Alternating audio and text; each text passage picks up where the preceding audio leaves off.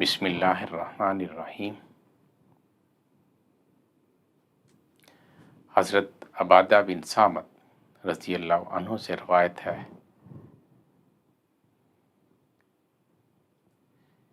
کہ حضور اکرم سراپائے امن و برکت صلی اللہ علیہ وسلم نے فرمایا، تم اپنی طرف سے 6 امور کی ضمانت دے دو، میں تمہیں جنت کی ضمانت دیتا ہوں۔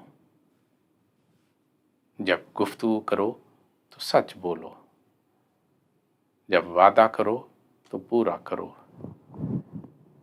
جب تمہیں امین بنایا جائے تو امانت ادا کرو، شرمگاہ کی حفاظت کرو، نگاہیں جھکا لو اور اپنے ہاتھ ظلم سے روک لو۔